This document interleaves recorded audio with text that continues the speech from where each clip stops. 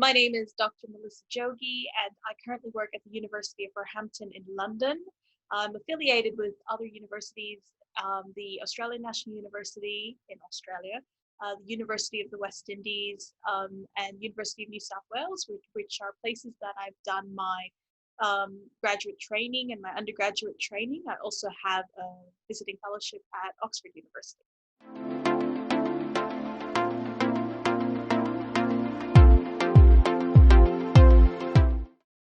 My experience in higher education started in the Caribbean, where I attended and did my undergraduate degree. I was always drawn to a bit of research in terms of looking at cultural identity and looking at diaspora. And I did all of my postgraduate qualification and training in Australia and all of my academic training in Australia, which leads for a very interesting question about how I ended up in the UK. So in Australia, I started looking at issues of social justice and equality.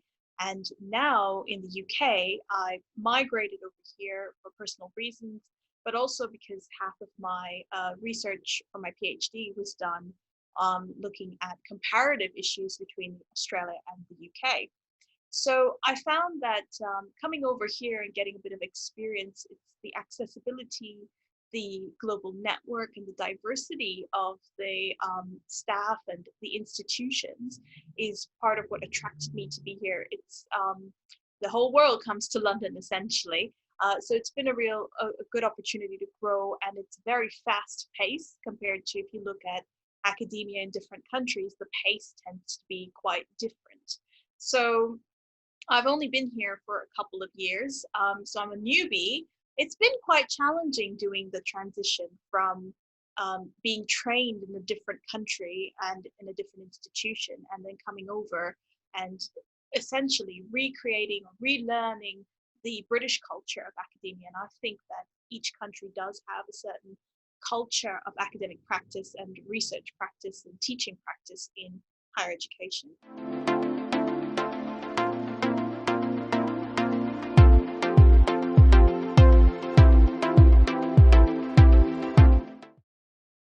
My journey in academia is quite an international one. I often call myself like a child of the Commonwealth. It's taken me around the world, and I've been exposed to social issues across the globe.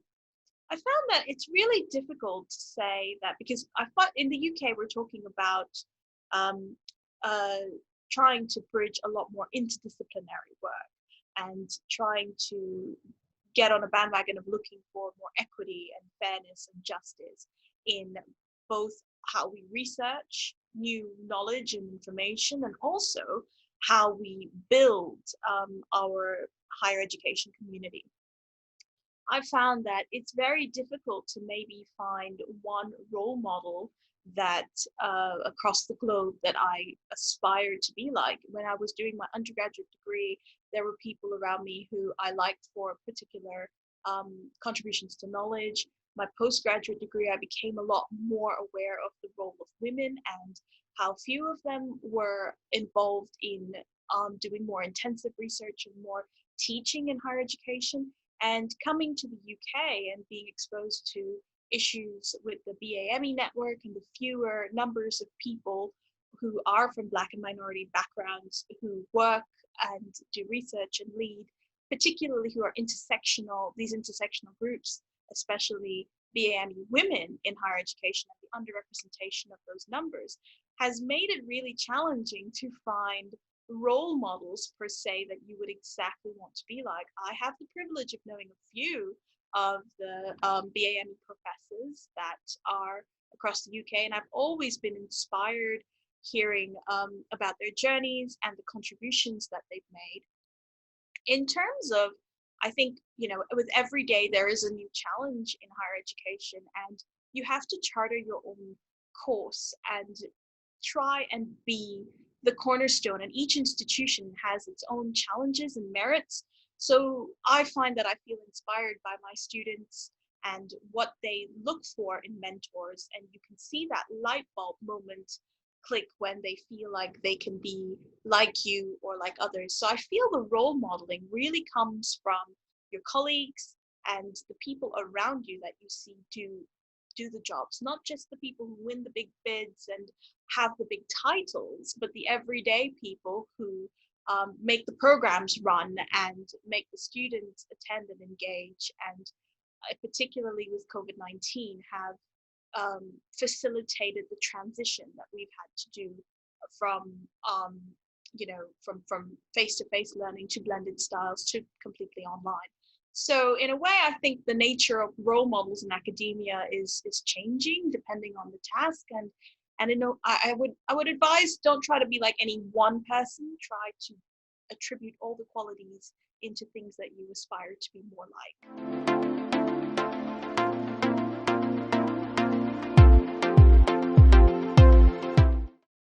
When it comes to diversity, equality, and inclusion, a lot of my research looks at some of the changes that we have to make socially for issues of social justice, which fits nicely into some of the institutional drives that universities across the UK have been championing towards.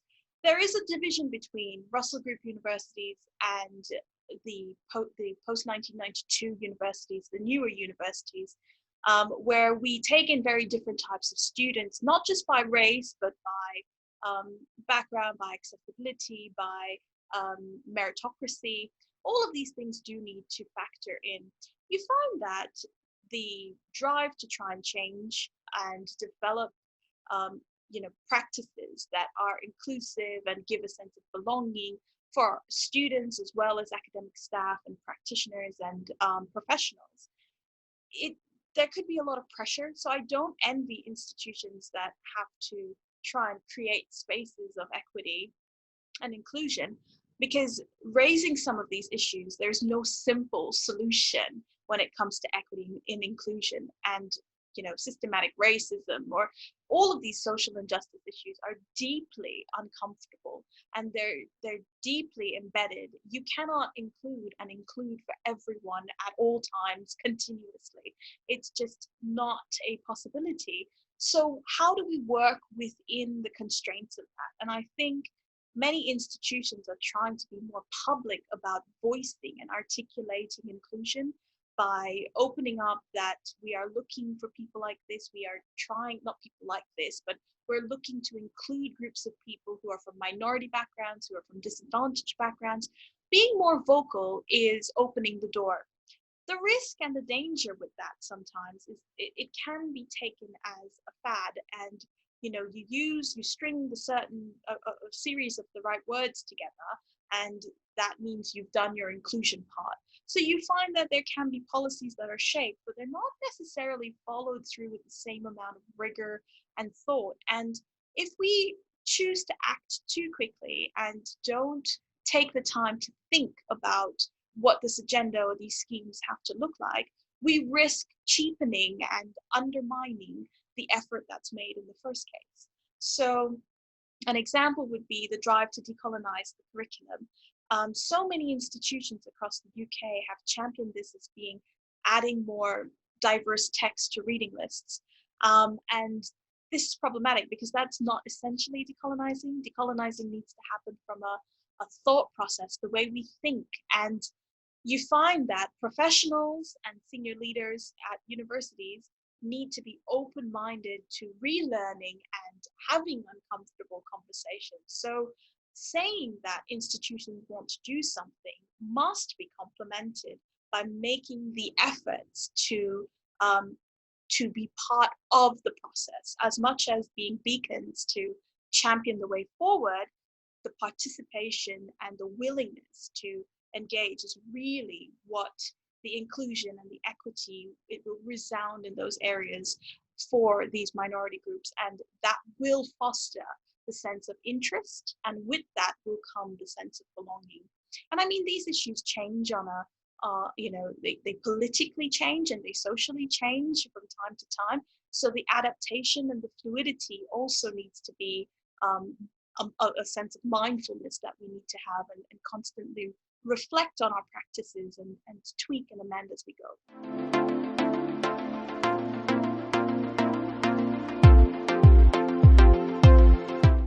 So I'm not able to speak on behalf of the intellectual community or the cultural communities and the ethnic groups and religious groups. Everyone's unique experience invites a certain amount of difference and nuancing and essentializing of what is important. And these things help us determine where we've come from and opinions on what we've struggled, where we want to go, and our opinions of what is success. So within every person's unique journey, there are going to be pressure points and things that, and conversations and topics that are uncomfortable.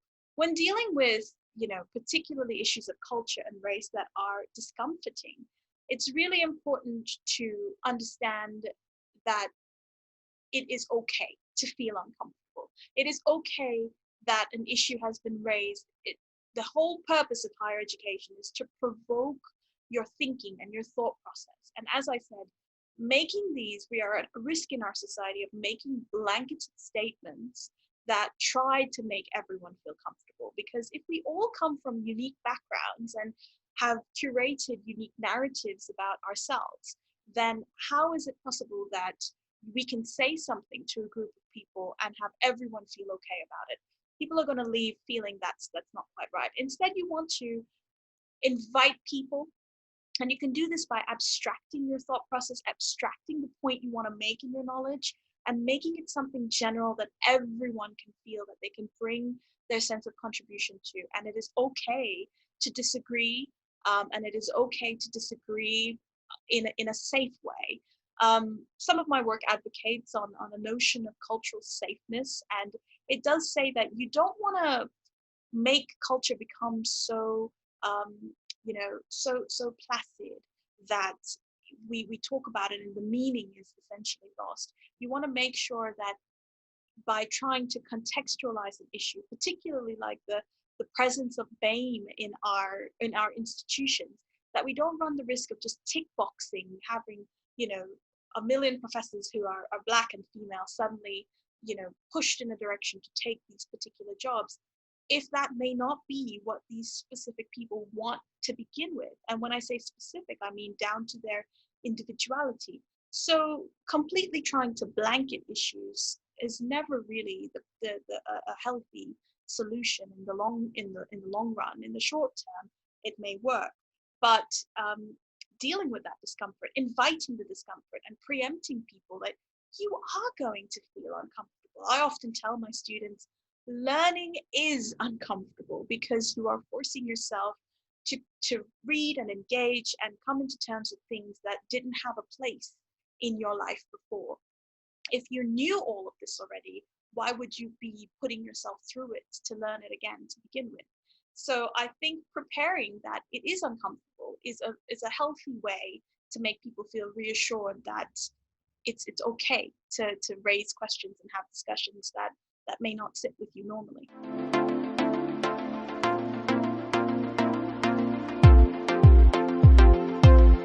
Just like all jobs in the sector and in the world are changing depending on the social issues that are happening, or in this sense, the health issues with the pandemic, so too academia has moved on from being that vision of professors in large libraries with their noses stuck in books. Academia, I have noticed as an ECR, because I've only completed my PhD. I got my PhD in 2017. So as a young academic, it's exciting to think of, there's very little information about what should you be doing? How do you progress your career? What should you be doing next? What are the landmarks and the goals that I need to have by next year this time? So much of our ideas of where we should be are projected by what our peers are doing and the opportunities that are afforded to us in our institutions. So if you are in a more research-led climate, you may feel the obligation to produce more teaching. You may feel to produce more teaching. So depending on the environment you're in, it helps shape your academic, your goals. But academics by nature are also very competitive and very driven and very independent. Your PhD process is coming up with originality, things that have not been done before.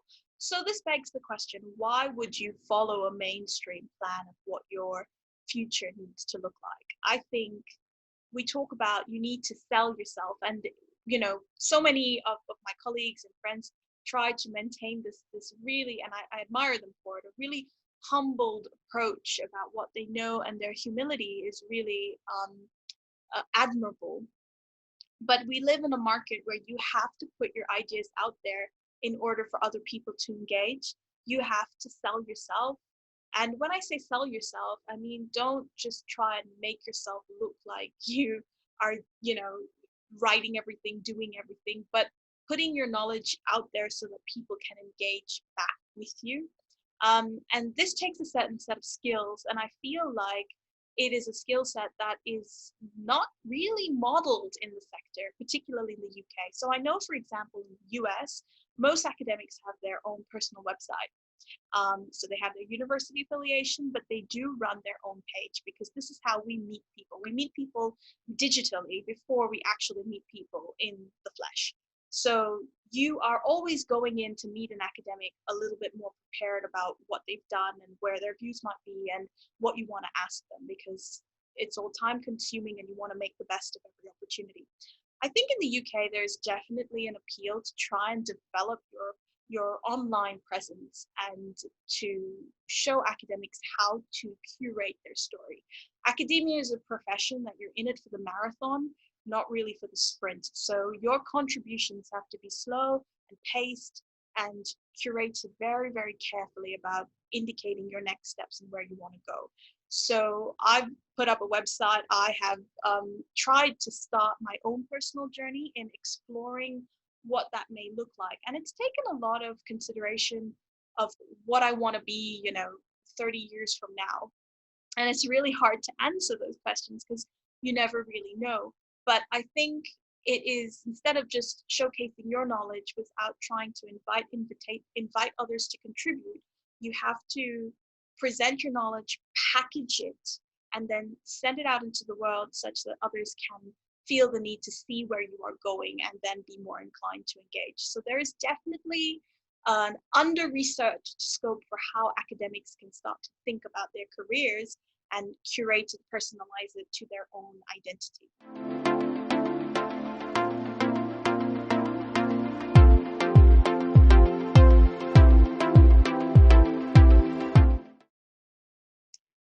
For people who are from like disadvantaged groups or lower socioeconomic backgrounds or from BAME communities who want to get into academia, I think my advice would be we hear so many of the rhetoric about oppression and what you are excluded from, and how essentially your story could be written for you even before you try. And while those narratives have their own authenticity and those experiences are real and they're lived and they are present in our society, I feel it's really important that you champion your own story. And even if you have heard of issues of systematic racism, or you have heard of other people's experiences, try to maintain that as a bubble of an experience. Don't carry the burden of other people's narratives on your back at all times, and stick yourself to that particular journey. We're never going to accept change and progress change if we don't allow ourselves to have our own experiences and write our own story. So I have so many of my students who look at me and they're like, we always feel inspired, and that's their chosen word, not mine, when we hear you talk or you do something. And I think it's largely because I teach them with the go get it attitude, and try, and maybe me saying these things is an example for them to see that you can do it. I often wonder though, if I were a BAME woman saying a different story about just talking about my personal struggles and how it's been difficult and how I've been shut down from opportunities, what is that going to impact? Is that going to have when my students hear that kind of rhetoric?